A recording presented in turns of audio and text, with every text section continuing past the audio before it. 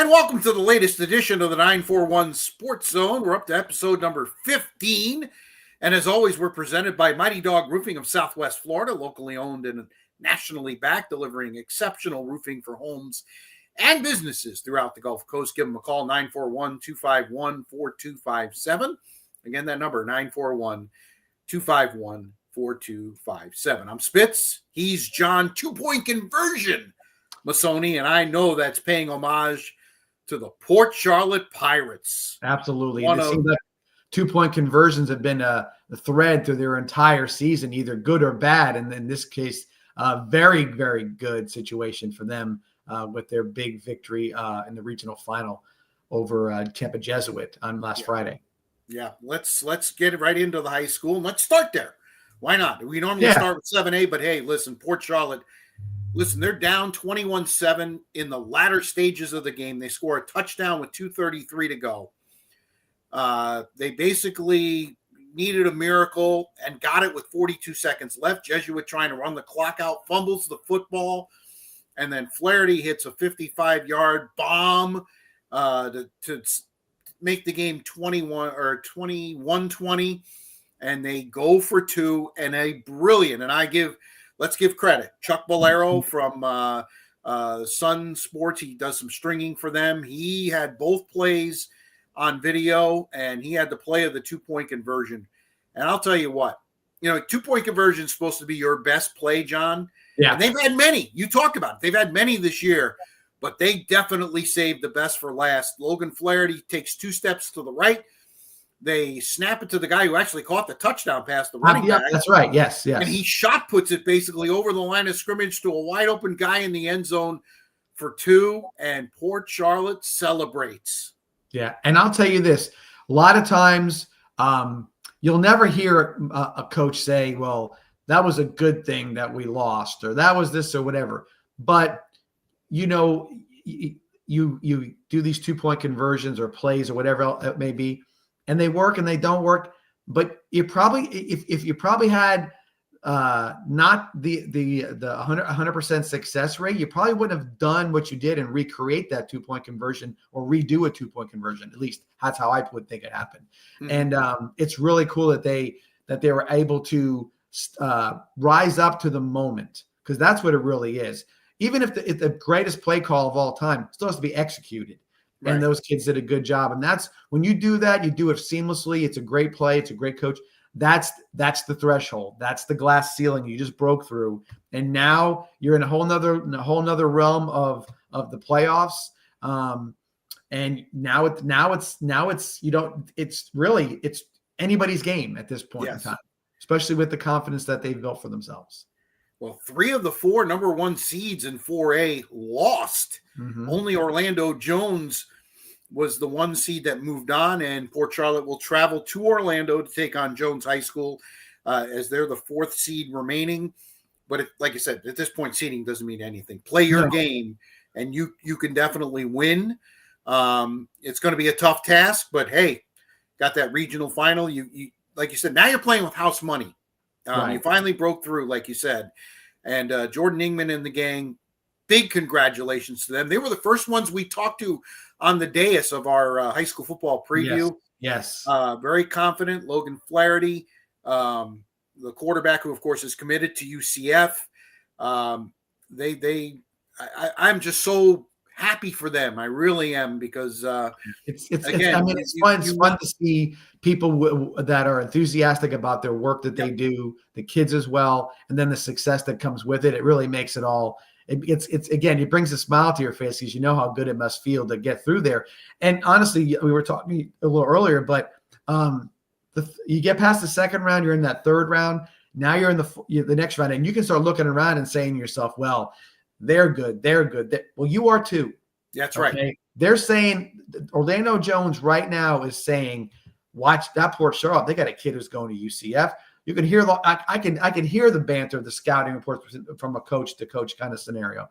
And so they go in there and you go in there, you play your game, and you play what you've been doing and execute it to the peak. That's what it is now.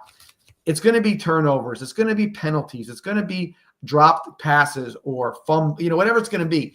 So if you play your game, you have a really good chance of winning because the other team may not play their game. Correct. Also, when you start playing and stretching out all over the state, the schedule that Port Charlotte played this year is probably the toughest schedule they've played in their history of high school, of their team. Yep. Just let's say top 5. Okay, let's be fair, right? Now you're not walking to Orlando Jones and saying, well, oh my God, we've never seen anything like this. Yes, you have. Yes, you have. You just beat it. Okay. Yes. And so now it's the same thing. You got to go into it and thinking that's the way it's going to play. And this is the time where that locomotive, you want to call it that as an example, is really starting to pick up speed. Just got to get on it and keep going. Nothing would surprise me less than them beating Orlando Jones this week. You were on the call of the Class 7A regional final at Powell Davis Stadium, 5th consecutive regional championship for Venice, 41-22 over Sumner. Was close early. Early second half, Venice kind of stretched it out and kept Sumner at arm's length. This doesn't, we just talked about Port Charlotte getting over the hump. Right. With 5 in a row. Doesn't get old. John Peacock. Listen, this team was 3-3 at a crossroads. Riverview coming to town, pounding their chest, undefeated. Took care of that game, and ever since then, it's been a different team, Venice. Yeah, it has. And I will say there was about an 8-minute time period in that game. I mean, 8 actual minutes, not 8 football minutes, but 8 actual minutes where it was chaos. It just seemed like nothing was going right. They seemed to lose their cool a little bit. And it was like you thought to yourself, okay, was this going to be the time where you just sort of lose it? And the answer was no, because you know what to do. Get it together, figure it out. And they scored 3 touchdowns in the first 6 minutes of the second half to pretty much take over the game at that point. But Sumner brought in a defense that was as chaotic as those 8 minutes were for the entire game with the 8-9 men up in the box, blitzing from different places, causing you to really try to, work around what they're trying to do. The passing game was a little off for the Indians because a little bit of that pass rush that was getting to Darian Jones at quarterback. But the composure of the coaching staff, the running game, the physicality of the Venice Indians beat out in the long run over Sumner. So Venice will now travel to Lake Mary in a rematch of last year's state final game, which Venice won 51-19. Lake Mary is going to be jacked for this. They've probably been waiting for a year, seeing that they're still in the same, classification. Venice travels very well. Fully expect great representation up in Lake Mary. Interesting that Port Charlotte and Venice are going to be about a half an hour apart. We got to go past them on the way to where we're going. Yeah, absolutely. And, this is the Indians are no stranger to winning games on the road in the playoffs. Obviously, they're going to expect probably a little better fight than there was a year ago. Lake Mary was kind of overwhelmed even in warmups. I think now they know what they're going to be getting into, but so do the Indians. Right. And again, a great quarterback. I understand is a good wide receiver for them as well, but they're going to play good defense. They're a well-coached team. To beat DeLand and DeLand playing that exotic offense that they play is no small task. I can promise you that. Great coach and Rick Darlington up there, who's a former Popka coach, legend, state champion himself. So they did really hand it to tip of the cap to Lake Mary to get past that game in particular. But yeah, I mean, it's this team this season, it almost seems poetic that we're going to go on the road instead of being home on a 4th game, because I think that's sort of how this team is. The makeup's a little different. The way things have come is coming a little different. Embrace the difference. The travel will be, I'm sure they haven't figured out just yet, or maybe they have, but you got to get up there early. It's going to be a 7:00 kickoff. I was just informed of that today. And they did that last week too up there. We were getting scores before we started the broadcast for the game against Sumner. So we knew they were a half hour ahead of us then. But yeah, you got to sit in a bus through traffic. You're going to be, whatever it's going to be. But I honestly believe that there's something to it. If there's anything about this team, it's that it's not standard cookie cutter Venice High football team. It's a little different. from how they've gone about it this year. So we'll see. We'll see how it goes. Should be a great time. I'm sure, that they're going to be packed out at that place for sure. And then, of course, we always do travel well, like you said. Venice Indian football fans are very loyal, and it is no bother for them to hop in a car and travel 8 hours if they have to. They want to follow that team wherever they can. One thing from you sent me the stack pack at the end of the game. The one thing that kind of was glaring to me, 14 penalties for 150 yards. You can't do that, especially on the road. You can't. And then I know when I kind of they were actually negated with both teams had a penalty kind of thing. So right. Flags thrown on them, probably 18, if you want to be honest about it. So okay, yeah, gotta cut that down if they want to take a return trip down to Miami. Well, the season ended for Manatee at Riverdale down in Fort Myers, 28-26, close game. Hurricanes end the season at 6-7. They played a pretty meaty schedule as well. It got them ready for the playoffs, and they came up just a little bit short in their trip, or their wanted trip to the Final Four. You never want to second guess, doing the hard schedule thing. I think that's a good thing, but I wonder if they were just a little battle weary, so to speak. Because now you're coming into it. What were they, the 6 seed in the region, or the 3 seed? I think the 3 seed. They were the 3 seed. So you're not getting that first game. You played back-to-back road games, John. That's right. Big. Right. You embrace going on the road, but having to go on the road in consecutive weeks. Riverdale's obviously a very good football team, and they just came up short. Absolutely, and I think that one thing I remember in the Charlotte game, they had the game in hand, looking like they're going to run in clock, and Charlotte came back a little bit. In my mind, I'm like, is that a weary football team? Mm-hmm. Is that a team that's maybe looking for a breath? Maybe Charlotte will just roll over and that'll be the end of it. And it didn't happen that way. So in this particular case, I tipped the cap to the going for the schedule side of it. I think that maybe you might tamp it down a little bit next year. And maybe that schedule took its toll on the Hurricanes. 3A Booker, little trouble with Nature Coast Tech. 50-14 at Tornado Alley. That is a loaded. The fact that they're the 3 seed as they reseed, and they're going to have to travel to Reigns yet again, which was a tremendous semifinal last year in which Reigns won 28-23.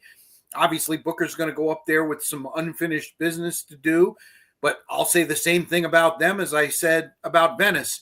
They had way too many flags the other night, and if you're going to get in a close game, you can't be giving hidden yardage away. No, and it's like I said, and you got to be careful in some of these games. Not that teams are baiting everybody to get to penalties and pushing and shoving matches. Sometimes it's just the absolute intensity of the game. But you've got to know that the play's over, step away and do whatever. So and what it leads to, Rich, is those kind of penalties where you're hyped up and you're upset lead to people jumping off sides. Lead to those 5-yarders that really cost you when a 1st and 15 scenario, or you get a nice 7-yard run and now you're back to 6. You lose 5 and you're 2nd and 8 kind of thing. Or they happen on defense. Absolutely, because that's what happens. Now they're all jacked up, and here we go, right? So I will say that penalties obviously play a huge part in it, and then officiating crews as well. If you're going to go to a game where there's going to be some little late action or some other stuff, they'll get in the habit of throwing flags. Sure. It's just anything else. You're a human being. You see every last little thing, and then somebody's talking about a holding penalty and this and that. So really got to be careful, because if that factor, that third team sort of factor in that situation, can really be a hinder to either team. If you let it get to you and you react to it in the wrong way. And finally, in 2A, Cardinal Mooney, who's the 1 seed, scored St. Pete Lakewood 49-29. They continue to rack up points. Their 3rd straight regional final. And they, tell you what, a 1-4 matchup against a team that is battle-tested, Cocoa. That's a team that's they've got a couple of state titles in the last few years. That is going to be a war at Cardinal Mooney Stadium. Yes, Coco, and I was going to go back to talking about Booker, about them being the 3 seed in that region, or in that classification. They've got to go through, their path is through Raines and potentially Miami Northwestern. Right. And wow, that just want to make sure I pointed that out, because that team they took out Miami Central pretty handily last week. Yeah. And I love the fact they did it down there at Trask Powell Stadium. It's a Saturday night game. Yep. I'm sure we could find out, but I bet you there was 20,000 people at that game easily. That stadium can hold it with no problem.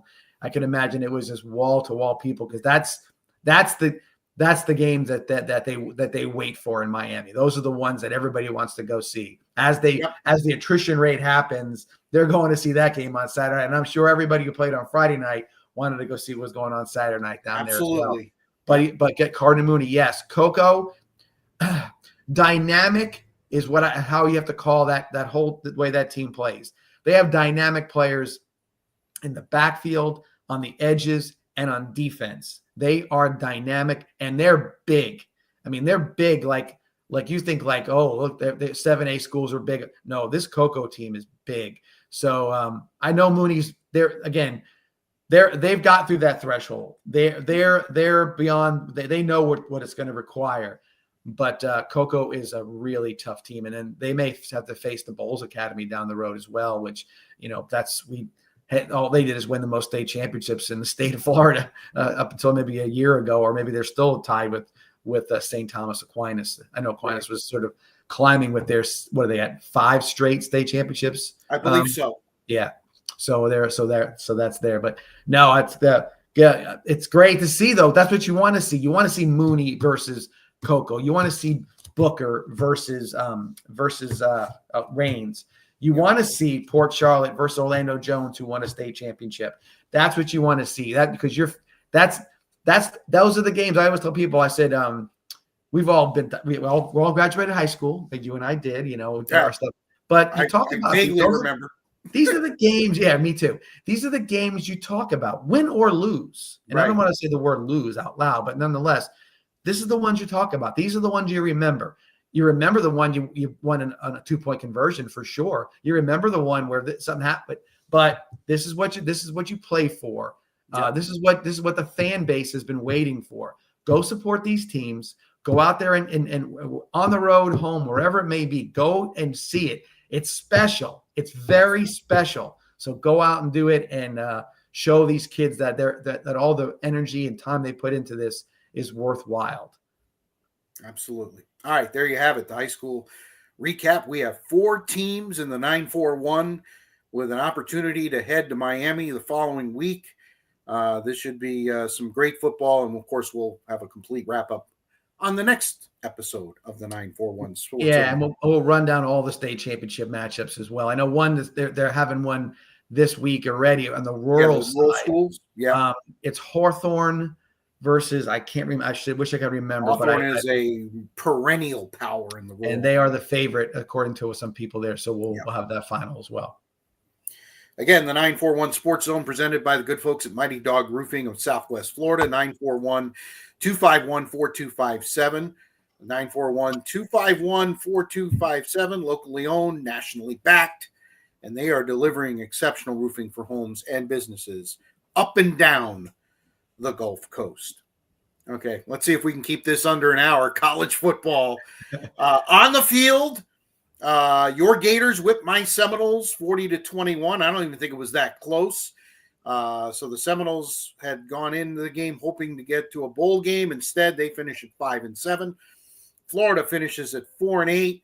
I know you were there. I know the stadium wasn't completely full. The atmosphere was a little, I could tell on TV, the atmosphere was definitely a little different this year. But it still has to be very gratifying for the Gators to end the season with a W. Yes, and that is for sure. But going back to what you said before, the stadium sold out, but probably had 80% capacity filled up. The mood, it's like I mean, obviously, as time moves on, you love your team to beat their rival. It's great, right. The upper hand kind of thing. But in the case of a 5-7 team taking on a 3-8, or I'm sorry, 5-6 team taking on a 3-8 team. It's really hard to kind of get blustery either way about your team. You know, our coach is fired, their coach has got a vote of confidence, but nobody really wants him. Da da da da da. So you're like, the game is not really a stepping stone. It's sort of like the ending of some sort of weird drama that's sort of ending in two different directions. And every Gator fan had a Seminole fan in tow. Nobody was sort of like that. It was very conversational. There was game starts, there's a little finger pointing and there's a little bit of needling each other in the stands, whatever it may be. But you really can't take it as, as some big, like, oh, what am I going to do? Get all upset about it? Whatever. We are what we are. Mm-hmm. And the game itself, you're right. I mean, I haven't said this, maybe Texas a little bit, but they dominated that game. It wasn't as close as the score indicated. For them they put 40 up, and it was just pushing Florida State off the ball. Yeah. Both sides of the line of scrimmage. And the thing is that, we can talk about all the different problems. I mean, from Florida with Scott Strickland being sort of an interesting bird at AD, to put it mildly, to the financial troubles that Florida State has. Mike Norvell might have his job only because finances aren't enough to get him bought out of his contract. Right. To the fact that there was that the coaching hire scenario at Florida was all in a big to do because there's the folks that really wanted Lane Kiffin. Understandably, I understand the point of that, because on field he's a genius offensively. Off the field he's a wackadoo. That you got to deal with a lot proven even more. I mean, he took this to levels. Originally, the decision was going to be early Saturday, then it was going to be late Saturday. Then he was going to meet the team early Sunday. That got backed up to 2:00. I mean, he never met the team. You know that he never met the team. He never met the team. They said finally, Keith Carter, I think his name was the AD. Yes, said no, you don't need to talk to them, because I think that. And I give him credit for it. If that's your stance, the Bo Schembechler, I want a Michigan man stance to coach my team, then you want a Mississippi guy, then you go ahead and do it. And I think that Kiffin's reaction to it was a bit of surprise, disappointment. What did he disappointment? Expect? I think. If he's surprised, then he's really not in tune. Well, that's what I'm saying. I don't think he is in tune. I think he lives in his own bubble. I think he thought he was going to go. I think he wanted to coach the team through the playoffs. Absolutely. And the kids wanted him. Afterwards they did talk about it. But in the end, the adults in the room have to make the decision. And I thought Carter made the right one. You just can't, and I thought Scott Van Pelt did a great job on SportsCenter last night. Listen, it's a divorce. Right. Do you really want to be around through Christmas because of the kids? And no, so you want him to have another month to recruit all your players to come to LSU? You just can't. You can't do it. You mentioned Scott Van Pelt. I'm going to mention something else. Marty Smith interviewing Lane Kiffin at the airport in Oxford was the best bit of sports news TV I've seen in 5 years. It was spectacular. Yeah. Because first thing Lane Kiffin said, I don't know if you saw the whole interview. The first thing Lane Kiffin said was, I can't believe you off-roaded to get over here to get to me. Gave him credit for that. And Marty Smith has been bird dogging him the whole time. Yep. So so there's no doubt about that. But he caught him at a raw moment where you saw the good and the bad of Lane Kiffin all come out at once, and you saw the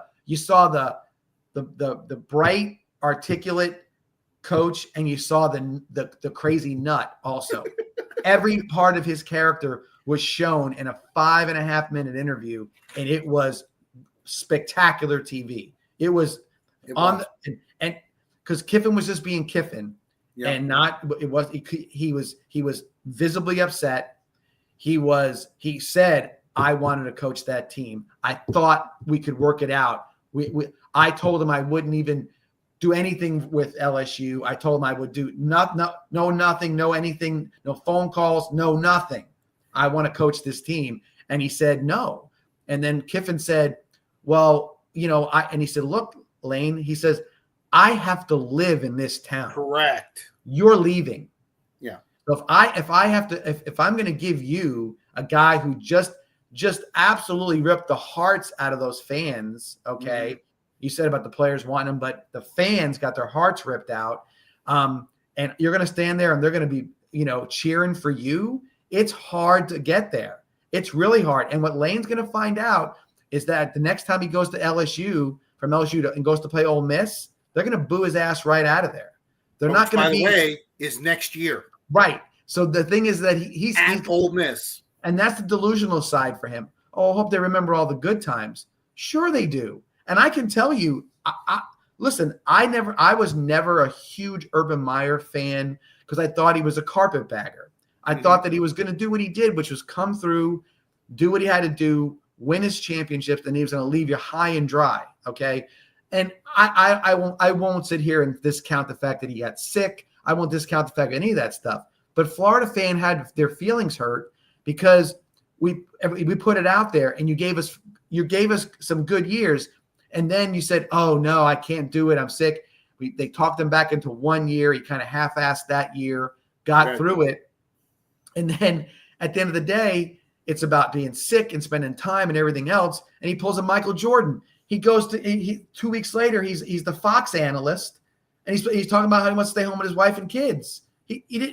What happened to the angina or the whatever you had wrong with your system, right? You're going to go and travel on a road show for college sports. It's like Michael Jordan. I'm quitting because this, that, and the other thing. And you're going to go hop on a bus and go play AA baseball, the most time-consuming, boring thing you could do in your life.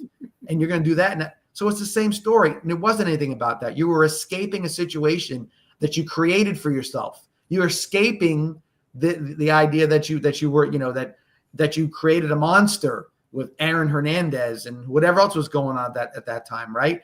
Right. And you act like maybe you were sick over it. I'm not doubting the sickness. I'm doubting what you're telling me why you're going, because it got out of control. And in Lane's case, it got out of control. This whole thing was out of control. And then to hear the AD tell him, I'm not, if you go, I don't think you're going, but if you go. We're not about it. And then to be surprised by it just shows you how delusional he can be about certain things. Yeah. Now he gets to go to Baton Rouge, where it's always been, whatever you want, we'll get. But no matter, nothing says LSU more than winning a national championship. And you're smoking cigars, and Odell Beckham Jr. is handing out hundreds to everybody, right? And they're talking about it right in front of everybody. It's like, who cares? Like, you can't do that. Right. You're going to get in trouble, but they don't give a shit. And Coach O didn't care. They didn't care. Not at all. So Lane goes to LSU. Mississippi got their feelings hurt, and they should. And by the way, those kids, while they may love Lane Kiffin, they're going to try to whip his butt next year. Oh, that's going to be some game. Because LSU, I wonder where that's going to be positioned in the scheduling. That's interesting. That's the next thing. Between you and I, LSU, everybody wants to blame Brian Kelly, and he deserves a lot of the blame. But tell me a guy on offense at LSU, what you watched this year, that you were worried about. I didn't think Nussmeier. It was supposed to be Nussmeier, but he was nothing. Who's he throwing it to? Who's he handing the ball off to? Right? You didn't see it. You had defensive guys that are, they're all good. This is not an indictment. Like, they have no players. They're a good team, but they're not the team that everybody thought they were. No. So Kevin's got to go up there and he's got to retool. He's going to have plenty of time to do it. Unless he's going to be watching Mississippi football, he's going to have plenty of time to get it back together. But he's not going to run down there with a top 5 team. I don't believe. Well, and give LSU credit, I guess. Part of the contract, they're going to pay him what Mississippi was going to pay him for as far as they go in the playoffs. In other words, if they get to the first round, they're going to pay him $150,000. Right. If they win the Natty, he's going to get $1 million from LSU. Right. So they must. Speaking of printing money, they must be just printing money. But I would also think that LSU might even jumped in and said, "Yeah, we don't want you there. Come to us. Let's get this thing started. Let's go." 100%. Why would they want him, their coach, to not get signing day is Wednesday? This is a border war. These teams don't like each other. They're next door neighbors. Go watch. Not like, yeah, it's not like even if it was Florida. I mean, this is probably Mississippi's second biggest rival next to Mississippi State. Would you agree? I might say they are their biggest rival because it goes back hundreds of 100 years or so, right? Not hundreds, 100 years. You watch. I love watching the SEC storied or the SEC of the South as about football. There's a whole section, Ole Miss LSU. Yep. With one of the most iconic plays of all time in the SEC with Billy Cannon running back a touchdown on a punt return in the mud at LSU, right? And Ole Miss has got 3 national championships, all in the 50s and one in the early 60s. LSU won championships. There's a lot to be said about this, and my gosh, I mean, if you're going back, I understand. I think that probably it's always close because we always say like you've got Georgia, Florida as a rival, right? As a rival, neutral site game, big rivalry. But Florida State, obviously, you end the season with that game. I mean, it's always a lot on the line. They're rivals. I would say of equal proportion, but different perspectives. Okay. It's a state thing versus a conference thing. And when you didn't, and you remember back in the day, you didn't have to play the legislature made Florida and Florida State play or whatever it was. Right. So that kind of stuff happened. So yeah, it wasn't always the same as it is now, but I think that you could easily say that LSU and Mississippi, that might be their top rival. Talk to a fan more, and they might give you the same answer. Especially now, talk to a fan. Oh, this blows it up. I can't wait till the schedule comes out. That will be circled. That ticket will be extremely hard. And going back to the Lane sort of delusional thing, he had to understand that, right? Wouldn't you have to understand it? He's like, come on, you're not mad at me, right? Let's coach together. Let's do this. They're like, no, buddy, you just want to. And I keep on saying, if my example was, what if a coach went from Georgia to Florida or Florida to Georgia? Okay, so you're going to walk across the field and now you're on that team. There's no way that there's not a lot of animosity, a lot. Well, Billy Napier apparently is, I don't know if he's paid or unpaid, but has definitely been hanging out with Kirby Smart. And I'm sure that's that's what you want to do, then go ahead and do it. Not going to be forgotten. So Florida pretty much by Friday had said basically they were out of the Lane Kiffin sweepstakes, and they turned their attention to John Summerall, the coach at Tulane, who's done a tremendous job there. They signed him on Sunday as all this stuff actually before Lane actually made his announcement. Yes. Interesting choice. I've seen a lot of stuff on message board. Gator fans not happy. No. Some saying Billy Napier 2.0 because he's coming from a group of 6 conference. Maybe not the Sun Belt, but certainly he's coming from the AAC. I'd love to hear your thoughts on this, John. Have you read his resume? I have. It's actually pretty impressive. Well, I'll say this to you: at the division, at the Power 4 level, he was an inside linebacker coach and an assistant DC at Kentucky. Okay, goes on, does well at Troy, does well at Tulane, and grant you're right. It's not. It's a step up, not a major step up, but a step up nonetheless.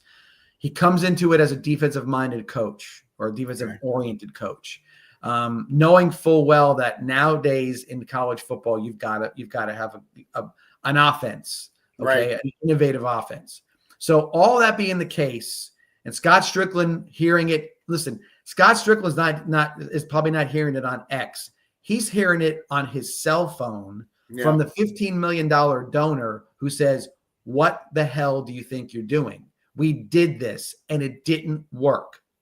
And he said, same tone, same everything. Not a dynamic speaker, not anything, that kind of thing. Where are we going with this? So much so that Summerall had to already address it by saying, I'm going to go out there and find the best we're gonna have the best offense in the country. We're gonna be innovative. We're gonna be reckless, whatever you want to call it. We're gonna be all these different things. So they already had to address the problem with the boosters and the fans a day after they made the announcement. So Right. so they understand that the fan base is not bought into this situation. No. Okay. And then everybody looks around and says, well, this is typical of what Scott Strickland does. He likes to pluck the guy from the lower ranks because he's getting him on the cheap. Right. $7.5 million a year, 6-year contract. What did Lane get? 12 million a year. 12, At yes. how many years? 7 years. 8 years? 7 years? 7 years. Okay. Yep. So half the money outlay is there. So when I see that, know what I think? Well, at least the buyout won't be so bad in 3 years. You know what I mean? Because that's why you got him on the cheap, right? You got him at 7.5. It's probably more money. He's probably happy as hell he got that money, right? Yep. But if he's good, it ain't going to be 7.5. If he does well, within 2 or 3 years, they're going to do the extension, right? Yes. Just like they do with Mike Norvell. And we know how that's worked out for Florida State, right? It has. Yeah, thanks. Appreciate that. Well, but I'm just bringing up the things that I know. is gonna say. So where do you win? Where's the win in this? Where's the best thing about this? You keep your fingers crossed. Everybody's like, what? Where's he hanging his hat? Todd Golden as a basketball coach comes from the West Coast, comes over here, and you hit a home run. But that's basketball. That's not football, right? Which at Florida is like, yay, that's kind of something to pass the time. Yeah, I mean, listen, everybody, to be honest with you, I know a lot of people who wear a lot of orange and blue who didn't watch one game until they got to the Final Four. Yeah. And then they were like, yeah, we got a championship. All right. So let me give you a scenario. Offensive coordinator. I mean, if he's really serious, they need to pursue Chip Kelly. Chip Kelly, 100%. I know somebody, we know somebody who's a big Chip Kelly fan, who thought he could have been a head coaching candidate when Billy Napier got hired. Okay. Mm-hmm. He won a national championship last year at Ohio State. Okay. Yes, he did. Okay. And so I say, go out and go get Chip Kelly. Yeah. He's there. Go get Brian Daboll. Okay. Yeah. He's out there. He's there too. Yep. Okay. Don't look at this thing. And this is what everybody's concerned with. Billy Napier, when they said, oh, go find somebody, he found another one of his buddies in his group text and said, hey, you want to be the quality control coach? That's what he did. Offensive coordinator. Yeah, which was nothing. He was nobody. Right. He was a quarterback coach, and he didn't do anything, right? Right. So the thing is that that's the part that's concerning. Now, they addressed it early, but we also heard when we got the last guy got hired that scared money didn't make money. Well, guess what? You didn't make any money because you were scared to death for 3.5 plus years. You coached scared. You coached ultra conservative. You didn't do anything. You didn't throw the ball more than 5 yards down the field for the majority of any game I've seen. How'd you expect to be able to do that if you were?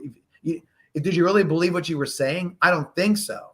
So if these words are coming out of John Summerall's mouth right now, nobody right now is saying, "Oh, thank God he said that. I feel good about it." No, we want to see it. Right. We all want to see what happens. Proof's in the pudding. Don't give me some. Don't some of you know what sandwich and tell me it's filet mignon. Don't come out the first game against whoever you're playing, Long Island University again, whatever, and throw a couple of bombs against them and say, "Look how wide open I am," and then pucker up the next game when you're playing against whoever. Well, he's a defensive guy. I think that's positive for Florida because he's got to go get a guy, an offensive guy, and he's got to say, "Hey, the offensive is yours." I said the same thing. Now, if you were legitimately going to go after Lane Kiffin, right? You were in the $12 million range for one coach, right? So go get Chip Kelly, right, and then go get Mark Stoops. He just got fired today. That's true. And he was and Summerall worked for Mark Stoops. Okay, so you come get Mark Stoops. That doesn't excite me though. That doesn't excite me. But here's what it is. I want a head coach. Okay, I don't want a coordinator in sheep's clothing. Okay, gotcha. Because the stuff that was infuriating was game management. Yes, was putting the wrong people on the field, having 14 guys on the field, having 2 number 5s. I can go over having having 22 people on the field to kick a field goal, and you got bailed out and won that game. How many times you got bailed out of your own way? 3 or 4 wins, you got bailed out by a referee's call or something else about that, okay? Because I don't want to see my head coach when his defense is on the field, or in this case, his offense on the field, if it's Summerall, with his back to the field, 45 yards away from the line of scrimmage, because he's trying to figure out what play to call, okay? Or why his defense is bad, because he's going to go over and talk to him on the bench. My head coach is my head coach. Right. And everybody's like, well, okay. Steve Spurrier, blah, blah, blah. That guy was never not into every part. I was going to say that. And that's also 25, 30 years ago. Come on. Absolutely. Absolutely. And I'm living it now. Lane Kiffin calls offense, but he's in the middle of everything. Okay. Yep. He's a high energy guy. I'm not going to deny his on-field prowess, so to speak. But right. I want to see 2 guys, because you want to have trust in the guys that are working for you. And you want these kids to respond to these people. If Mark Stoops comes in and Chip Kelly comes in, they might have to call their parents to find out who Chip Kelly is. But guess what? You know what? When they find out, they're like, oh, really? Yeah. He's that guy? Okay. We're good with that. Like you said, he's 1 year off a natty. I mean, and he has literally no desire to be a head coach that I can see. Right. He wants to be a coordinator. Come to Florida. Everybody else retires here. Why don't you? I love it.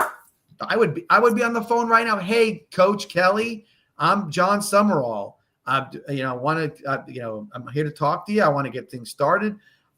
We got a signing day on Wednesday. It would be great to know if you want to come down here and coach with us. We can start telling these kids you're coming, and we're going to be running, the most innovative offense the NFL's seen in a while.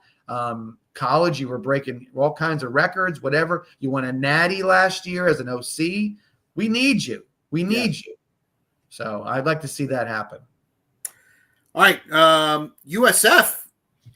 They cooked Rice 52-3, and that turned out to be Alex Skolish's final game with the Bulls. Finishes at 9-3. Rumors were running rampant late last week that he was heading to Arkansas, but apparently he wanted to go to Auburn. And Auburn, since it's interesting because Auburn wanted Summerall, but Florida took Summerall. So now Auburn was open. And they said, well, we want Golish. And Golish's wife apparently is from Arkansas. And I think that's where a lot of people were putting putting 2 and 2 together. But Auburn is a much better job, in my opinion, than Arkansas. And good on Alex Golish. And I think he'll have Auburn back in business in a couple of years. I like the move for Alex Golish. I think that's a great spot for him. Auburn needs an offensive reboot as well, and I can see that being that this is it's a good deal. I think it's good for him. I think expectations are going to be realistic. Let's just say I don't think it's going to be over the top. Right. So I think there's something to be said about that. I like it a lot. Hate it for USF. I thought Alex Golish could put this team on his back and get him into the ACC or something along those lines. Agreed. But I think with the new stadium and the resources that they have from recruiting, I think you're going to find a quick hire. I just don't know where it'll come from. But if they are as smart as they were with Alex Golish, then they'll be just fine. Well, Rob Higgins is the GM now over there. Yes. And, he's well thought of. He's a mover and a shaker. I mean, he got a Super Bowls in Tampa. He's got the Frozen Four coming every other year to Tampa. Okay. Right. So, he knows what he's doing.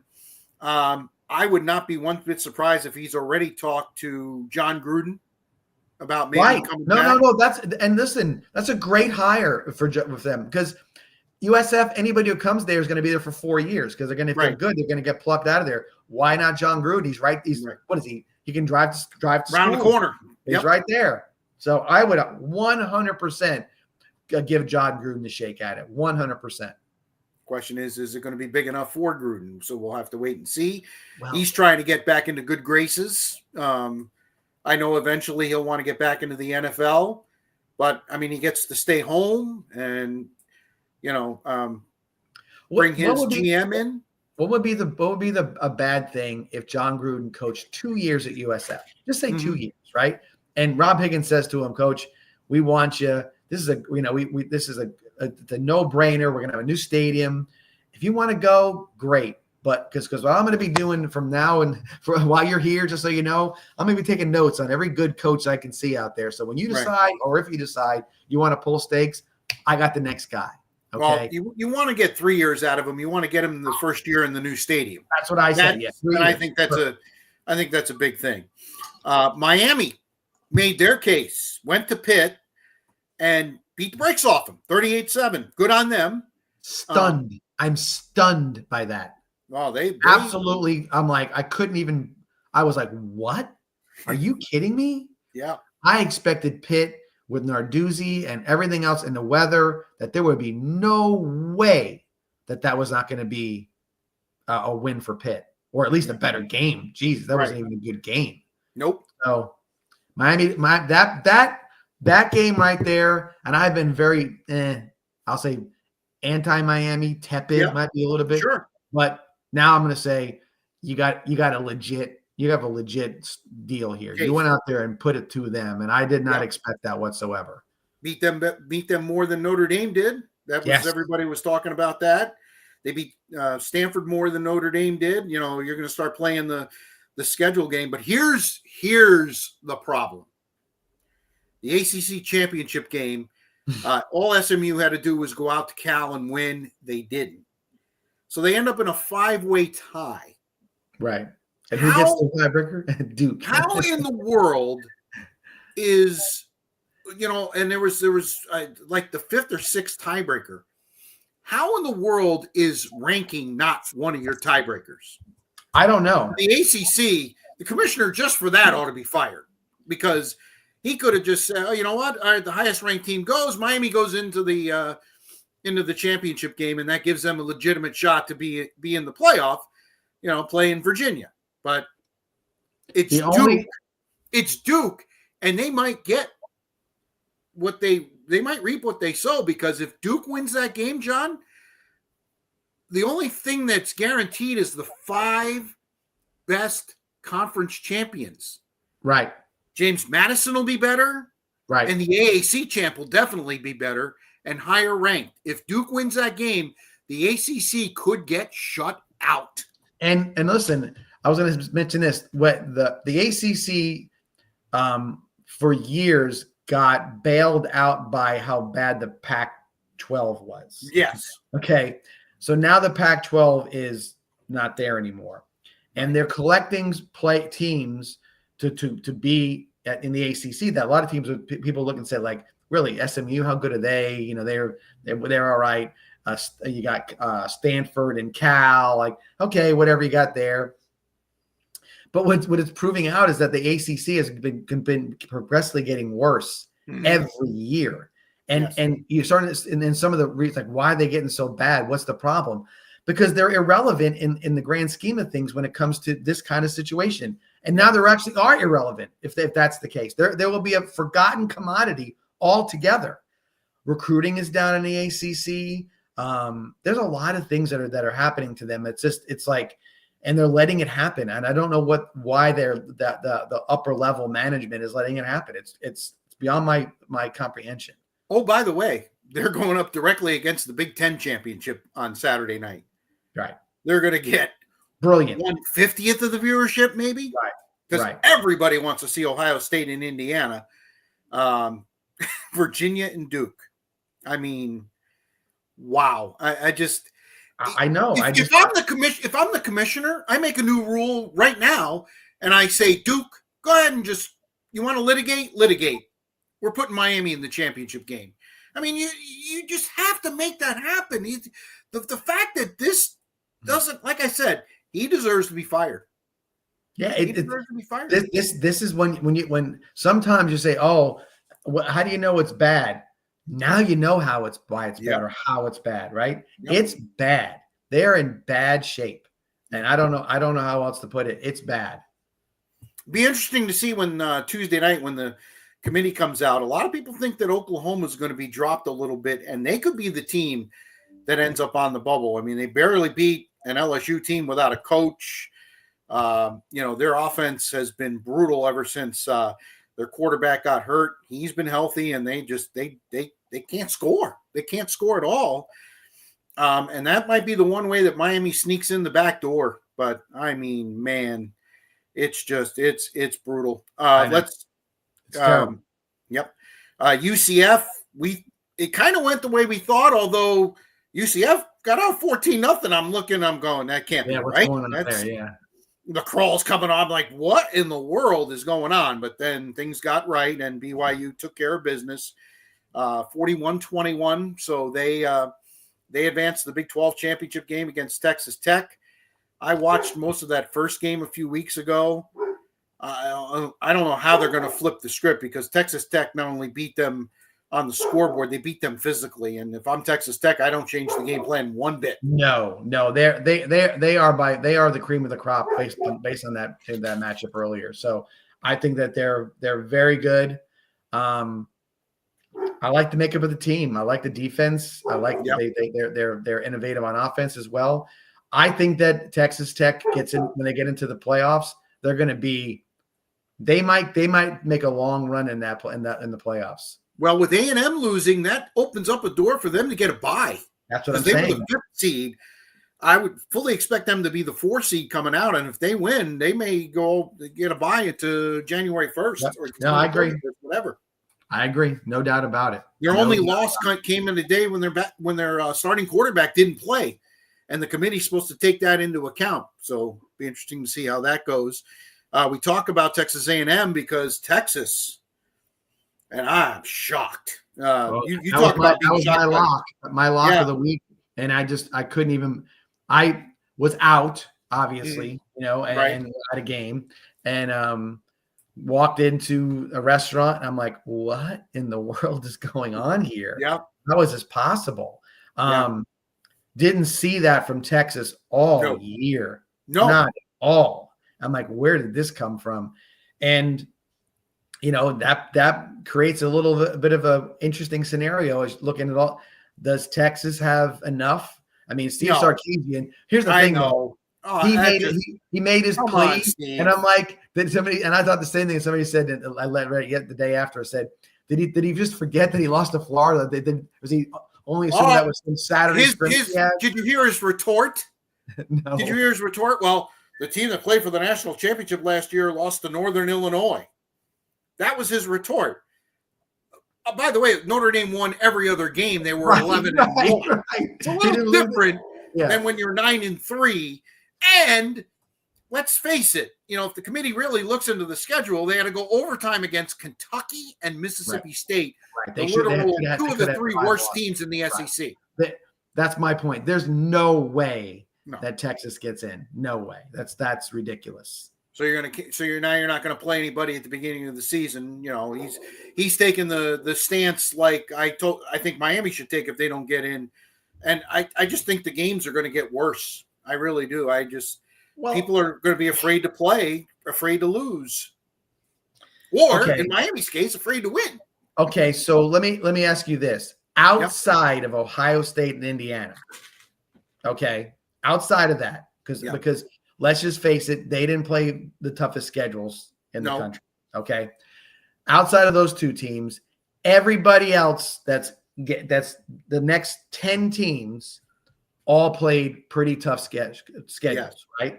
So you're gonna say, oh, I want to get in, so I'm gonna do this. No, you just go win the damn games, right? Okay, national championships and playoff berths are not just you can't talk your way into them.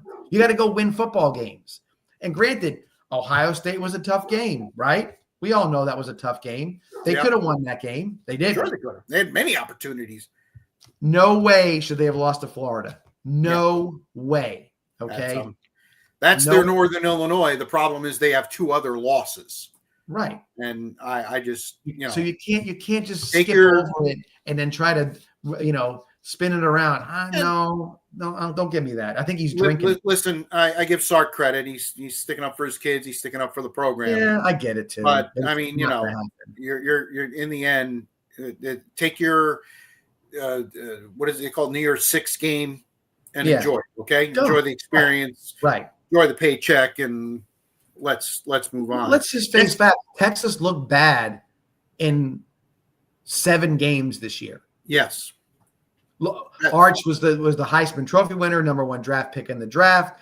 All the stuff. Texas's fluff, all their marketing before the season about how great they were going to be, bit them on the ass. Yeah.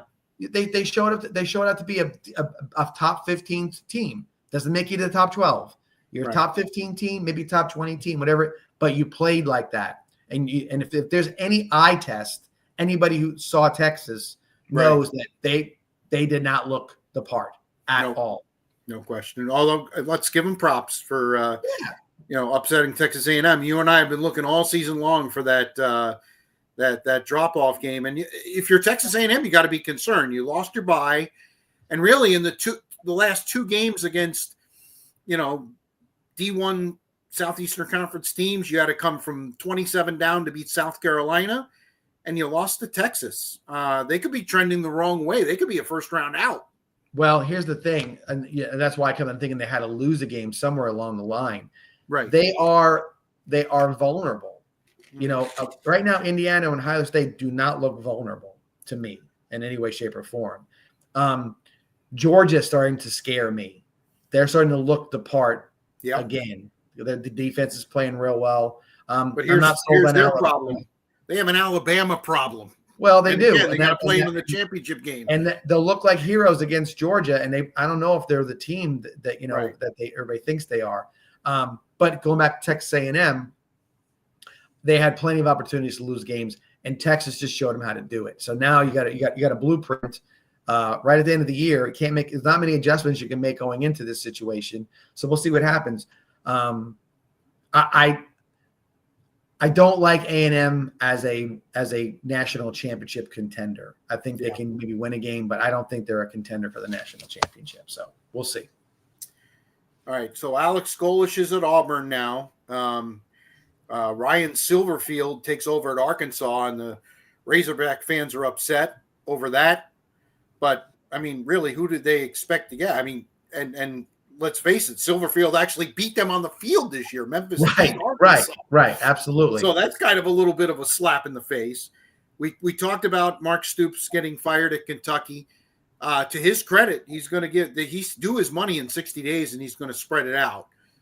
So I give him a little bit of credit for that. Yeah. He was not going to quit. No. And Michigan State, I think, made the most intriguing hire to this point, other than maybe James Franklin. I have a note. Okay, giving Pat Fitzgerald another opportunity. He can coach. I mean, he had Northwestern near the top of the Big Ten. So I put a note down, and my note says best hire for a new coach, Pat Fitzgerald. It's the best hire. Okay, now what does that mean? Michigan State is in shambles. Yes, they're not, and they've always been sort of the little brother to maybe more than any other. Michigan State. They are the little brother for sure. They are the little brother. Yep. Great hire. I in the back of my mind would say, could Pat Fitzgerald come to Florida? Okay. I don't know if he's a Florida guy, to be honest with you. But he was absolutely never going to leave Northwestern. He would have been a coach there for 35, 40 years if you would have let him.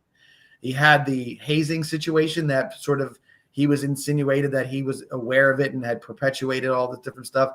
Turned out to be not the truth, obviously, or whatever else it was. Well, the settlement was in August for whatever that is. And here we are in December, and he's getting hired. Right. And if you're right, he is a fantastic hire. He's not going to turn it around at Michigan State and be like, it's going to be, 10-2 next year. He's going to be 6-6. He's going to get the right people in there. He's going to do what he needs to do. A guy who was basically handcuffed in some ways because of his academic situation at the school he was coaching at, right? So I think it's genius. It's a genius move, and I think that you're going to get the best version of Pat Fitzgerald. That if let's say he did get comfortable at Northwestern, if he overlooks some things, you're going to get the best version of him. I think Michigan State could be knocking on some doors pretty in a short period of time. I think it's a great hire. Yeah, I totally agree. And they did it the right way. Whereas most of these schools fired, Florida's in there, Penn State's in there. Penn State's still looking for a coach. They fired and basically said, I guess we'll find somebody later. They signed Fitzgerald, then fired their coach. Right. They made sure their ducks were already in a row. Right. So I give them total kudos on that. And listen, maybe finally Michigan State will not just be a basketball school, although the basketball team's doing pretty well. They're off to a tremendous start, came down to Fort Myers and, took care of North Carolina. And we'll talk more college basketball as we get as time moves on, for sure. January and February. But that's a team to watch, Michigan State. But the big argument, especially amongst alumni, was, hey, we don't spend the kind of money on the football team. I think they will now that they've got a coach that again, this guy won at North. I don't think it's kind of like Clark Lee winning at Vanderbilt, except except great example that Fitzgerald did it before NIL, so he did it with his hands supposedly tied. I mean, I got to imagine there's Penn State fans looking saying like, why didn't we think of that? You know what I mean? The guy was there, but that's what I was saying even about Florida. About I'm not trying to indict Summerall as a bad coach at this point, but why didn't you get that? You heard me say about Dabo. You heard me say about.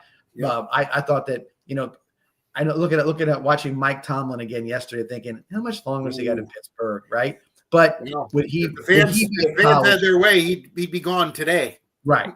So, but I look at certain situations and people, why there's other places to look.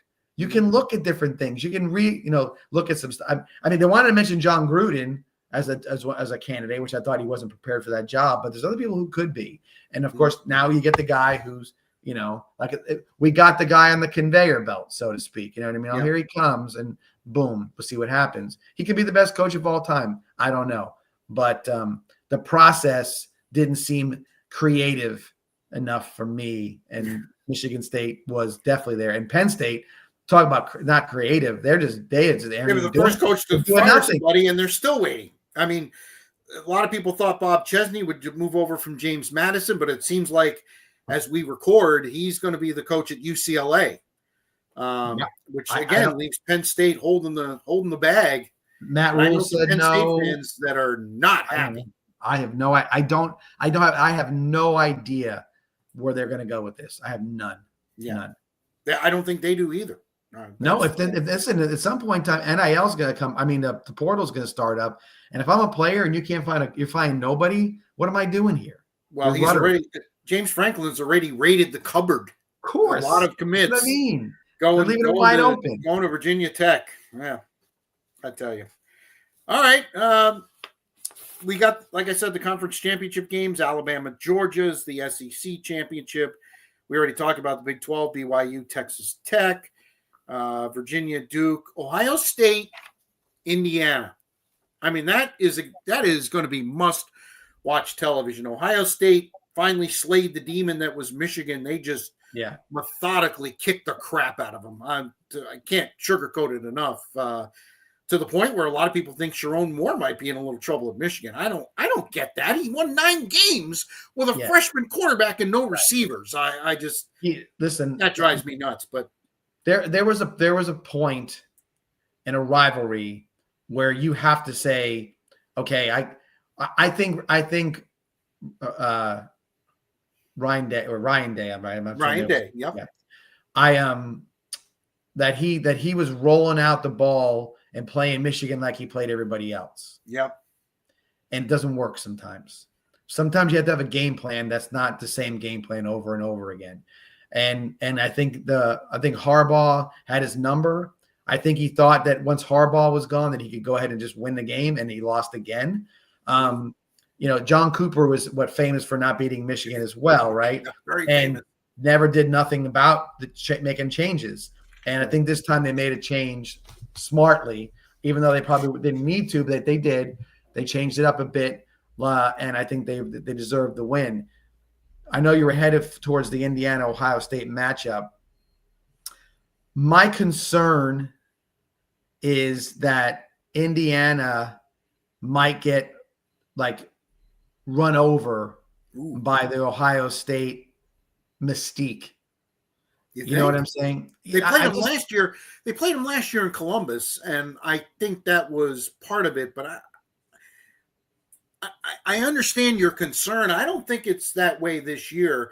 The big problem might be that Matt Patricia's defense, and again, Chip Kelly was the offensive guy last year. They went out and got Matt Patricia this year. That defense is sick. Well, that's my concern. My concern is that Indiana, man, if their offense, and listen, I'm also not sold on Mendoza. I am not sold on. I am just not sold on it. Even after the Oregon game. Well, I think he's a good quarterback. I just don't think he's a top 5 draft pick in the draft. I mean, here's what I don't understand, and we're getting a little off track here, but. Yep. Who was the number? What was the draft order? Who were the quarterbacks that were going to go in the draft on September 1st? Nussmeier, Arch, right? Yeah. Mm-hmm. Lenore Sellers, yes. All that's 3 of them, but there's 2 more we can throw out there and let get out there. It wasn't Mendoza. Yeah. So how do 10 weeks of play make it that much of a difference in who that guy is? Okay. Okay. Well, going to Oregon and winning, and then the throws he made on that final drive against Penn State. Those were the throws that probably are going to win him the Heisman, actually. So I guess my point is that so he's going to be a guy that's going to go into the NFL. Okay, and you're going to sell your fan base for the New Orleans Saints or whoever else is going to be there and say, hey, but the guy played great against Oregon. I don't know about that. I don't know if he's got he's all that of a guy. I think he's playing for a very innovative coach. I think the Big Ten is a 2-team league at this point. Yeah. So my thing is going to be, how does he play against the other good team? Okay. Because Oregon was good, not as good as I've seen him in the past. This is going to be, if he's the guy, if he's this guy that they're all of a sudden he's being anointed, because of this one great year, and here we go, he's the guy. Then let me see what he does in this game. It concerns me because I think Ohio State's going to just bring the house on him. We'll see what happens. I'm not an Ohio State fan. For the game. I'm hoping for a great game. Yeah. Whoever wins. Yeah. But I don't want to see a 31-3 or a 38-10 game. I just don't think. I hear you, John. I just don't think. And I'm an Ohio State guy. Listen, and they had a slate. I mean, the way that game started against Michigan, with a long drive for a field goal, and then first pass that Sayin threw was an interception. Right. But the defense bowed up and held them to another field goal and let the offense try to get on track. By the way, Lane Kiffin is 35 minutes late for his introductory press conference. He's just stepped to the dais as we record this on Monday evening. But I have a little. I think Indiana's going to represent themselves well. I don't know if they're going to be able to win the game or not, and they may get another shot down the road. We'll have to wait and see. And again, these two teams are going to be scrutinized because, as you said, it's basically the Big Two and the rest of the, Little 10. Michigan is the third best team, and we saw on Saturday, it's a cavern between Ohio State and Michigan. Huge. 27-9 doesn't begin to tell you. I mean, Michigan didn't even have 200 yards of total offense in that game. So, right. And I talk about having guys. Ohio State has guys. Yeah, they got dudes. They got dudes. They had how many guys get drafted last year, and they just plucked new ones in there. Absolutely right. They got a lot of players. They're good. Yeah, and Sayin, give Julian Sayin credit. Here's a guy nobody talked about. He's a freshman, redshirt as it is. He's improved throughout the year, and he came back from that interception, and I think he only missed like 2 or 3 passes the rest of the game. Extremely accurate, extremely calm, cool, and collected. I'm very excited to watch that game. I really am. I am too. I'm just keeping my fingers crossed that it's what it turns out. I hear you. All right, that'll do it. We kept it under an hour, not by much, but we kept it under an hour for college football. 941 Sports Zone, brought to you as always by Mighty Dog Roofing of Southwest Florida. Give them a shout at 941-251-4257, 941-251-4297. Nice purple tie, Lane. All right, here we get to the NFL. The Bucs did something they haven't done in over a month. They won a football game. Yeah. Wasn't impressive. 20-17 over a 3-9 Arizona team. But they needed to get a win. Yeah. Baker played. I hated it. But as it turns out, he played okay. Didn't take any hits on that shoulder. I think that's huge. Yeah, a couple times he rolled out, and I was like, what are you doing? You and me both. You and me both. But good to get Bucky Irving back.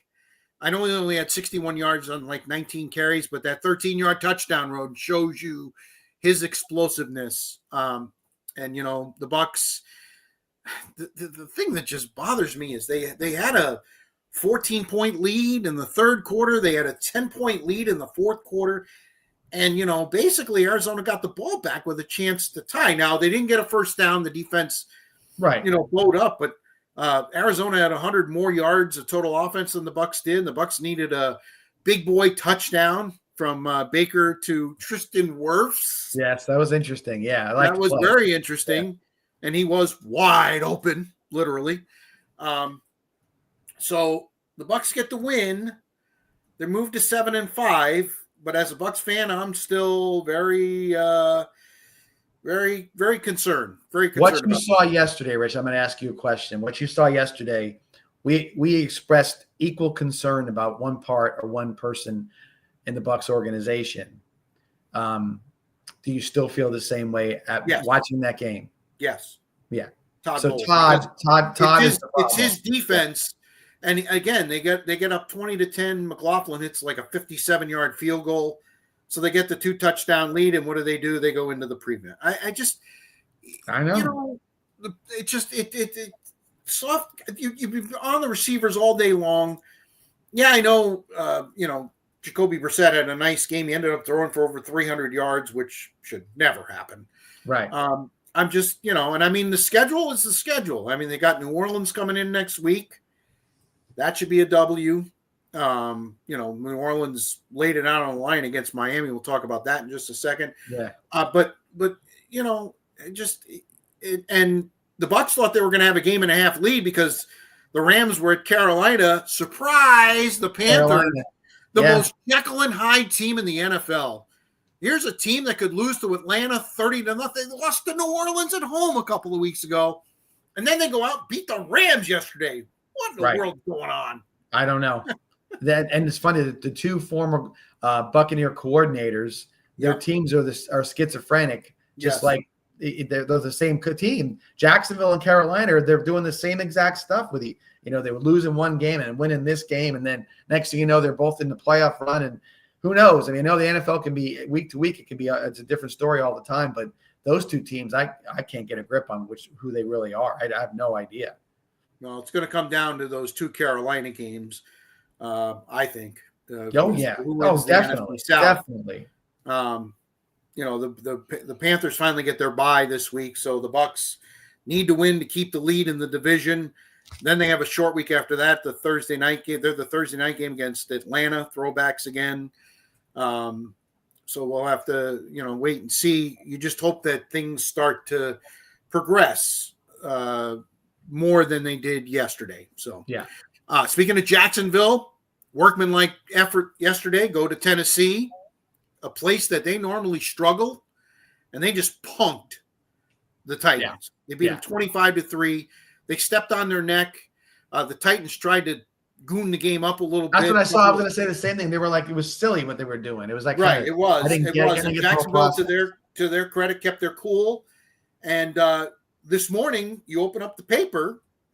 Do we still have newspapers? Anyway, you open up the paper, and Jacksonville's in first place. Yes. In the AFC South, as they have the tiebreaker over Indianapolis, who suddenly can't score. And the Houston Texans are not the team you want to be playing when you can't score. The AFC South has become the most interesting division. It really has. Yeah, because because AFC East, it's two teams. That's pretty much it. The AFC North, nobody deserves to win it. Yeah. You're going to get a default. It's going to be the Ravens or the Steelers with a close to 500 record. I know you can't do that anymore unless you have a tie. First one to 9. Then you got the AFC West, where Raiders are no good. They're out of the situation right now. Broncos are running away with it, so to speak.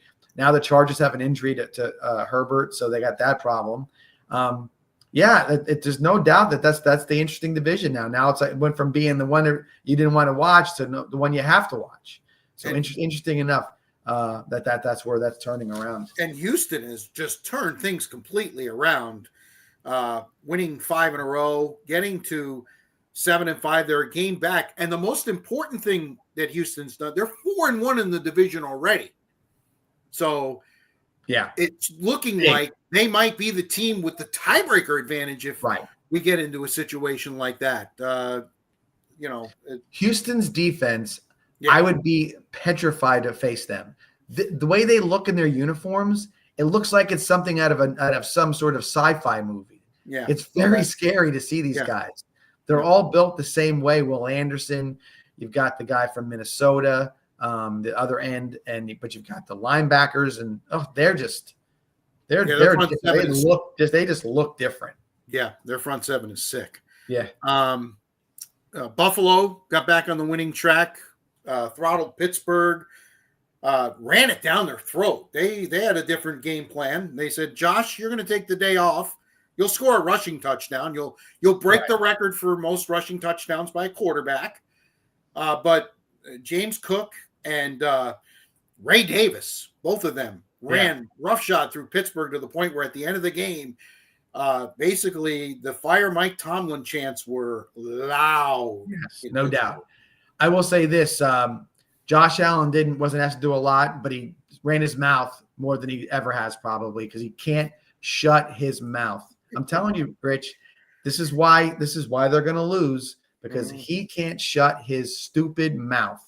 And then like Hayward said, Hayward's the guy's like, he's like, isn't he like NFL Man of the Year? Yeah, something like that. Yeah, right. And he's like, yeah, he can kick me in the stomach because but I can't do nothing to him because he's a quarterback. You know what I mean? And then you can't headbutt him. Come on now. That's. But then Allen says, he was on top of me. I couldn't get him off of me. Well, what do you that's what he does. Then he wants to run his mouth and chirp. And then when he does, he turns around and then one of his offensive linemen steps in there. You can't be that guy. If you saw that guy in a bar, okay, and he's running his mouth and some guy stepped in between the two of you, you're like, really? That's who you are? But really, that's who he is. Yeah. And that's the part that drives me nuts about him. And I can't imagine a whole roster of football players, okay, on the Buffalo Bills are thinking what he's doing is cool or it's fun or it's great. Maybe a few, but I think the guys that are professionals are looking and saying, one day I'm just going to turn around and somebody's going to knock him on his ass, and I don't care if they do, because he needs to get his knocked on his ass. That's the problem. He's a big guy. That's the thing, it would be funny almost if it was like Baker, you know what I mean? But this is the guy who wants to put his shoulder down and get carried in the end zone by the blockers, and he's going to get up and spike the ball and then laugh in your face afterwards. Okay, you're a big guy. Let's go, big guy. You know what I mean? You're doing it behind 10 other guys, and you're going to call me. You're going to say things to me and do things to me, and I can't touch you because you're under the veil of the NFL protection of quarterbacks. I don't buy that crap. I don't buy it at all. Stupid. Your Jets scored 10 points late in the game. Wow. Nick Folk with a 56-yard line drive that just got in the corner there. And thank you for the help, by the way. I think you just basically sent Raheem Morris packing. Surprised he's still the coach. I got to be honest with you. I agree. I mean, again, they look at the Jets. There's been the addition by subtraction that they have done. They're 3-2 in their last 5. Is noticeable. Yep. Okay. But Atlanta, this is what they've done. They define ways to lose games. And Kirk Cousins is Kirk Cousins. He's an average quarterback making above average money. Good for him. He's been probably the most shrewd negotiator in the history of the NFL, getting all guarantees all the time. Yep. So great for him. But no, with the Jets, real quick, I mean, Sauce Gardner, out yesterday, calf injury, which has been his MO kind of in the last 2 or 3 years. Non-contact. I know, right. They thought it wasn't an Achilles. They were concerned about that. Right. And I know that everybody is very sort of high on Quentin Williams down in Dallas. But I watched Dallas, and he's doing some things, but it's not dominating. He's not Aaron Donald. Okay. No. He's a solid player, which means that he was replacing nothing because they're making a big deal about him getting a sack or a pressure or whatever it may be. He's a solid football player. But the return on the investment that they got, they got the draft picks, they got a receiver who's playing well. They've got a few pieces in place and that are fitting in, and they're winning football games. And sometimes the culture needed to change. And I said it all along, and I'll say it again. I think he's the guy. I think Aaron Glenn's the guy. Good on him. He's unfortunately they're losing some draft positioning, but they have so many picks. Who cares? I mean, that's the point. Let's get the culture turned around first, and I think he's on his way. Listen, 3 out of 5 is nothing to sneeze at. Seriously. Right. I mean, they could have just packed it in, especially after you trade 2 of your best players. Allegedly. Right. And Robert Saleh, and again, you wonder how things happen. You hear Woody Johnson was involved. I think Robert Saleh let those guys do whatever they wanted to do, however they wanted to do it, on and off the field. We had Aaron Rodgers too. Right. So it was a weird deal there. And now you look at it and say, the NFL is the most team-oriented sport you're going to see. And you're seeing a team now. You're not seeing a bunch of guys trying to get Pro Bowls and probably ads in New York TV or whatever else it is. Right. And now we'll see what it comes of it. It's interesting to see. I think it's great to see. The games on Thanksgiving were all really good. Green Bay put Detroit on the precipice of not making the playoffs. Packers get the win in Detroit. Dallas at home did the same thing, in my opinion, to Kansas City. Kansas City's got Houston coming up on Sunday night. I don't think Kansas City makes the playoffs this year. I think I think they're out. Well, they don't win Sunday. I think you're done. I agree with you, because I think you might have to get to 11, and for them to get to 11, they got to win out. And their schedule's tough. Right. Yeah. And then the most intriguing game, Cincinnati destroyed Baltimore. Reminded me, John, this reminded me of games in the playoffs. Cincinnati defense is run. They suck. They're like 31st against the run. So what's Baltimore doing? They're throwing the ball all over the yard. What is John Harbaugh that thick-headed? I mean, seriously. You have Derrick Henry.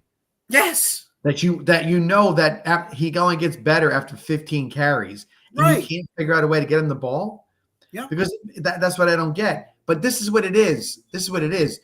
Again, I like Lamar. I think as a player and a but I think he's a little dinged up too. That's the other thing. He's now how many years in the league now? 7, 6. I mean, let's say 6. Okay. No, it's more than that. I'm pretty sure. Okay. I'm gonna look it up while you talk. Right. Go ahead. So he's got that many years under his belt. He is physically gonna keep falling apart, but because of the style of play he plays. He is a average pocket passer. Average. And he's been in the pocket. He's not scrambling as much. Right. And so the playoff football dictates you got to be able to win it from the pocket. You've got to be able to play in the context of a structured game planning, running the ball, whatever it may be. And all of those things are not what the Ravens are doing right now. Their defense is okay. It's not great. I think, but that's what I'm saying. That the point is now is somebody made a comment like, "Hey, can Cincinnati make a run?" Why not? I said, I'm like 100% they can. 100% they can. They got so many weapons. It's crazy. Way more than Baltimore, way more than Pittsburgh. But their defense is atrocious too. But the fact that they held the Ravens to 14 points just blows me away. By the way, Lamar is in his 8th year. Okay. So there you go. And so his style, his body type, okay, he's slightly built. He likes to run the football. He's gonna. There's no way he can't slow down. It's human. It's how the body is made up. He's going to slow down, and so I think they're at that point where Lamar's going to start to slow down. And if you want to lean heavy on him, I don't think it's going to work. Derrick Henry's only got maybe a couple more years left in his body. Yeah, he's got a lot of tread on his tires. You're absolutely right. This might be a wholesale change at Baltimore with John Harbaugh and even Mike Tomlin. I keep on saying about these teams. There might be wholesale changes. And I think both of those two coaches are college staff coaches. I think they seem to be able to, they have that same, the right mentality, I would say, to do that, but we'll see. I don't think that one of them's going to make the playoffs. I'm pretty sure. But I don't know if anybody makes a sound once they get into it. So we'll see. Right. By the way, the number 1 team now in the NFC, the Chicago Bears. They went into Philadelphia. That is so great. They kicked the crap out of Philadelphia. The hell out of them. Physically. Ran the ball. 249 yards rushing, I believe. If Caleb Williams was accurate, they would have won that game by 20 or more. Right. As it was, they won easily. And there is trouble in Philly. This has 2 years ago written all over it. Yep. So I'm going to go backwards real quick, and then we'll go forwards with this. So you talked about Detroit with Green Bay, right? Yep. What's the biggest problem in Detroit? Dan Campbell lost his 2 coordinators. He lost Ben Johnson and he lost Aaron Glenn. Okay. So he's gone to calling plays or whatever he's got to do because he had to take it away from the guy who was doing it, right? Right. Ben Johnson is calling plays to win football games for the Chicago Bears. Absolutely. And Aaron Glenn is in the process of turning the Jets around, okay, yep. with what he's trying to do. The Detroit Lions are in trouble because of the lack of having the proper assistant coaches. The Philadelphia Eagles are in trouble because I think that their coach, while he seems to be an interesting person, I think he's very what's the right word I'm looking for? He's got a very quick trigger when it comes to certain things. And I don't know how that works when you're trying to win championships. I think you can ride a quick trigger to a certain level, and then it just starts to fall off the cliff. Yeah. I'm not saying they're falling off the cliff entirely, but they're in red alert right now. They got to get it together quick, or else. Well, they were up 21-0 at Dallas just I know 8 days ago, looking to cruise to the division title. And don't look now, but the Cowboys are breathing down their neck. And Philadelphia they were the 1 seed. They have dropped to the 3 seed. And if they're not careful, Tampa Bay will jump up and pass them because of their, the schedule they have left, while Philadelphia has some pretty tough games remaining. But give it up again. Ben Johnson, he's working with Caleb Williams. But the fact of the matter is he's changed that team. They've become a very physical football team. They had 2 100-yard rushers. Right. It's December and January, and that's how you got to win games outdoors. And if they're going to host games outdoors, that's the way you have to play. If I'm Philly fan going backwards, I'm saying, where the hell is Saquon Barkley? Yeah. Yeah, You've Saquon got Barkley said after the game, "Where the hell is Saquon Barkley?" so that's the point, and that's what I'm saying about things. You should be looking at your strengths. Is AJ Brown put that much out there? They have to throw the ball more. Devonta Smith doesn't say anything about it. The defense is whatever they are, but there's an issue there. They got to figure out. Or you're right. You're going to be looking at the Cowboys passing you up, and you're going to be maybe a road wild card team at that point. So how does that work? The team with the lucky rabbit's foot up their ass this year is the Denver Broncos. No doubt about it. Again, they play a game against Washington, a team that they should handily beat. They have a lead late. Washington drives down the field and scores, takes it to overtime. Denver goes right down the field and scores, takes a 7-point lead. Can't keep Washington out of the end zone.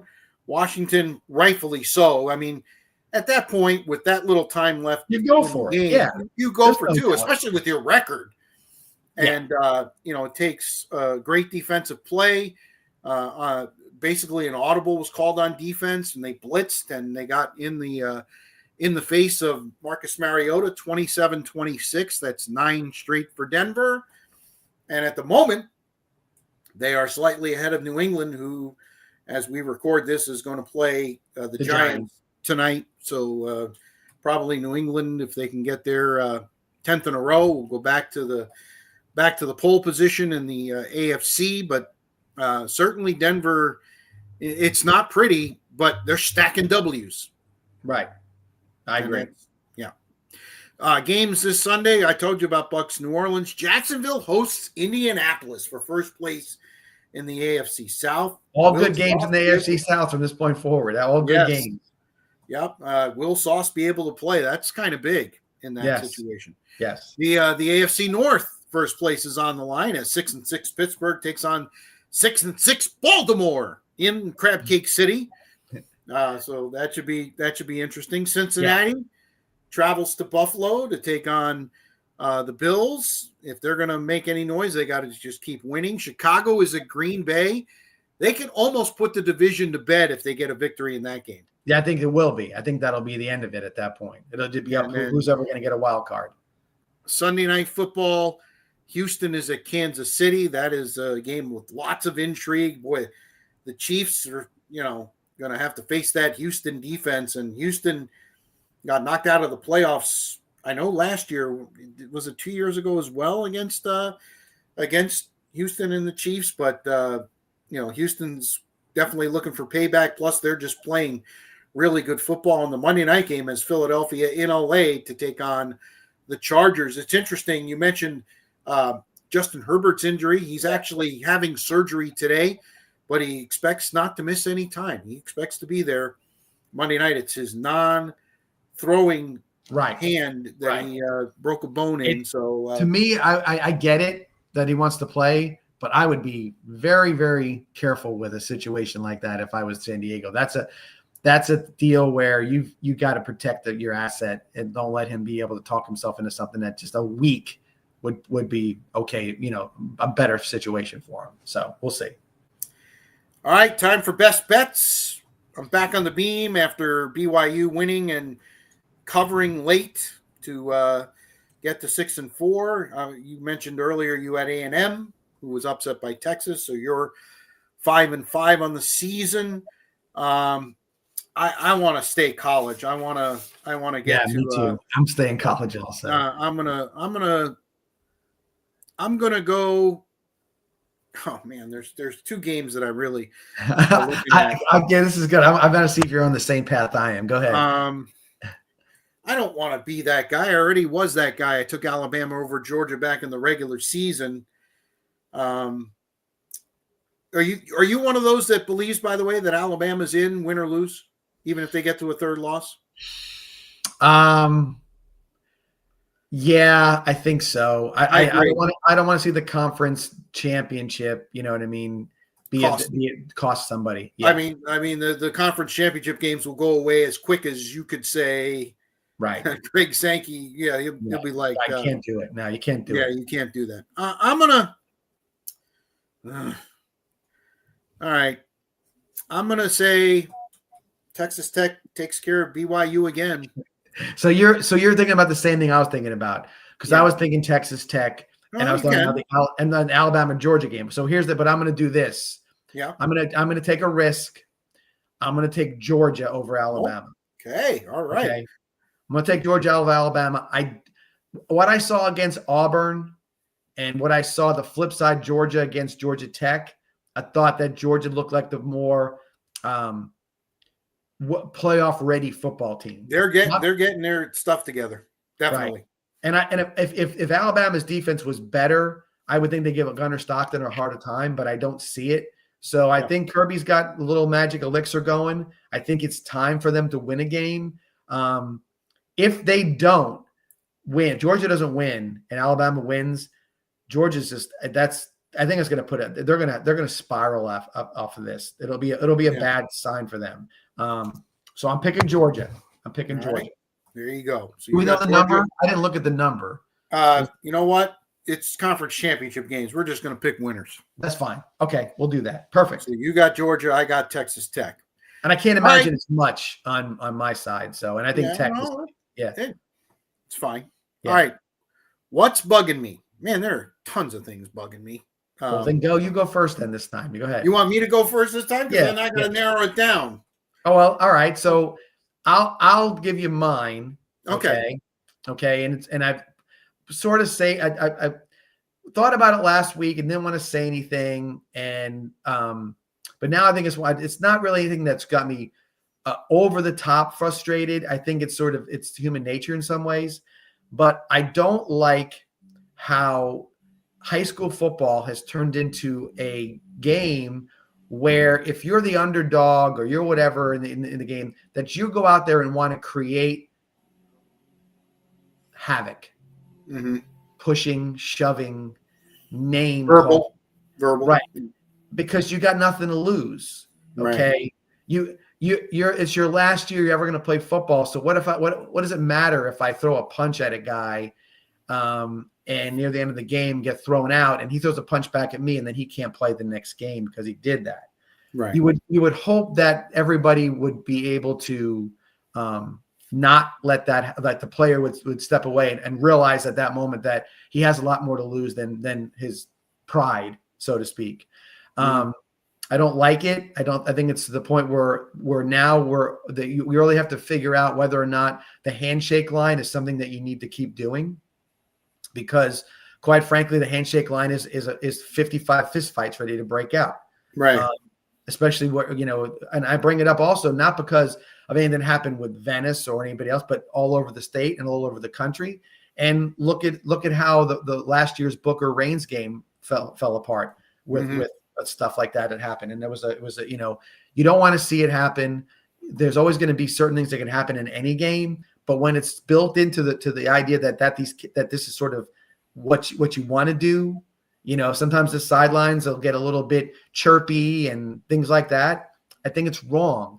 I think that shouldn't be something that's perpetuated. It shouldn't be something that has to be talked about. But unfortunately, it is being talked about around going into these games. Not all of them, but in some of them, they have to say, "Hey, don't fall into the trap. Don't let somebody bait you into something." Why would that be the case? If you're coming in and you're the underdog and you're coming in to try to win, or you're trying to just cause trouble for somebody else. To me, I think it somehow needs to be addressed. And the one thing you can address is that handshake line, because that's where things seem to be, where they overflow. And nowadays when you walk out at NFL, college, they just walk out spontaneously. You're not regimented. You're not forced to do something that maybe you're not ready to do or able to do. So to me, it's bugging me that is part of what's happening at the high school sports level, and that it has to be addressed in any way, shape, or form. But unfortunately, it does. Yeah, totally agree. And it stinks, but it's the world we live in 2025/2026. It really is. There's nothing that's cool or fun or anything about it. It's just something that unfortunately seems to be permeating around the country, for that matter. All right, I'm going to go. What's bugs me every year at this time, and that is the other 8 million divisions of football, and I say that, I'm going to go FCS, Division 2, Yeah. Division 3. Sure. They can set up a bracket and they can play it off on the field. There's no, it's by records. There's very few at-larges. Every other division can have a playoff. Right. Whereas, the FBS, we have all this politicking.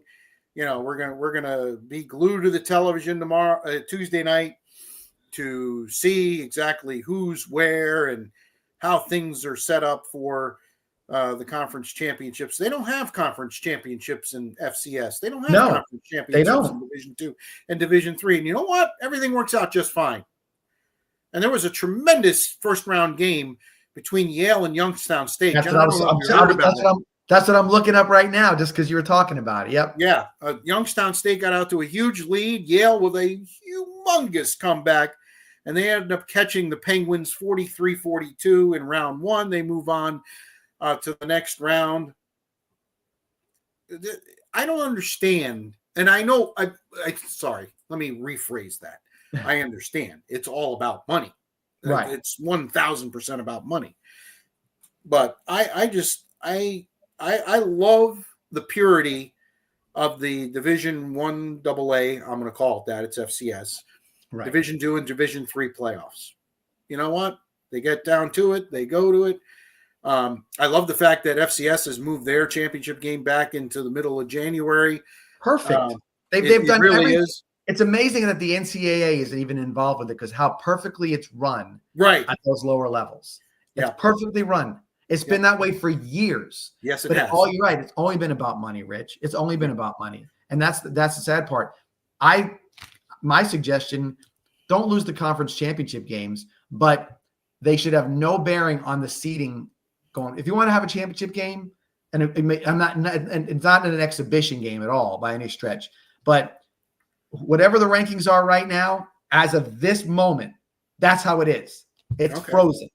No matter if Georgia beats Alabama, it doesn't matter. They're the champion of the conference. Hang the banner. But your ranking is based on how you ended the season, not an exhibition game, because there's too many things that happened where Alabama didn't play in a championship game and sat out and benefited from not playing in the championship game. Yes, they did. At some point in time, the coach is going to say, I don't want to play. Right. I don't want to do this. Like you're saying, you actually have to. The ACC is in peril of not having a team. If they just did the rankings and let those two teams play for a championship, then you're fine. It's not about the champion. It's about the best teams. Right. And I think that's they could, if they could do that and maintain that championship, and they could somebody still hangs a banner, then great. Yeah. So. You're right. You're right. I'll be following all the other. I follow them. There are some games that are on TV. It's fun to watch. But we don't have 13 people in a room trying to figure out, who belongs here and who belongs there. It's just what's funny? Organic.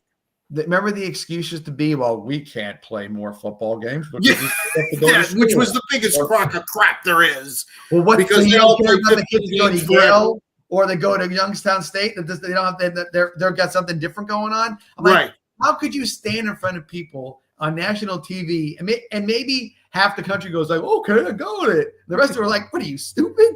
How can you tell?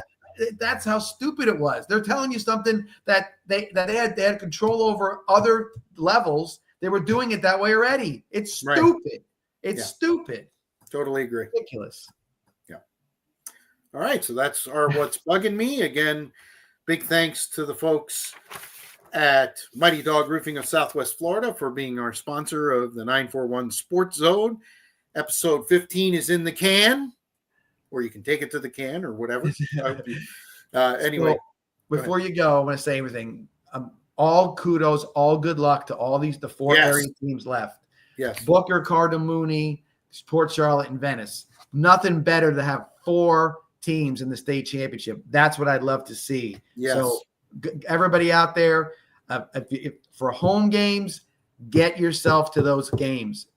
Special moments, special times, and Port Charlotte, Come on, follow that Venice bus trail is heading up there. We'll block for you to get up there, but go watch that game.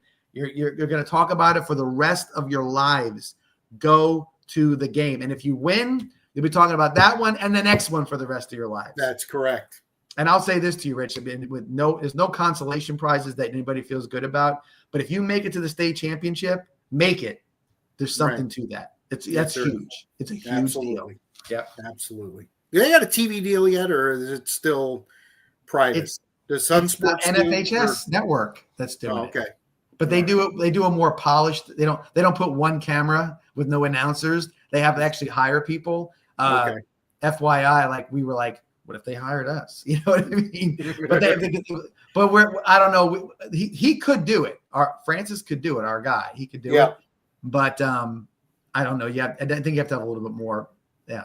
I was talking about the state championships because I know here in Massachusetts. No, state championship. We're talking about that. I'm talking about. Okay. Because last year in Massachusetts, I believe it's Nesson. If it's not Nesson, it's Boston Sports.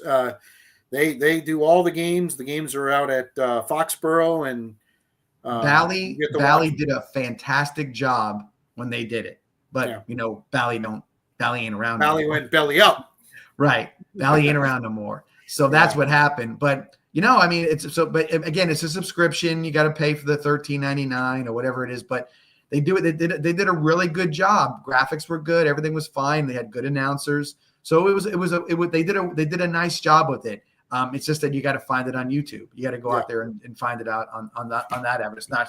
And again, nowadays with TVs, everything is about YouTube or whatever subscriptions you have. Yes, it is. You get it on your TV and you watch it with a lot of people love it when they get to watch their team.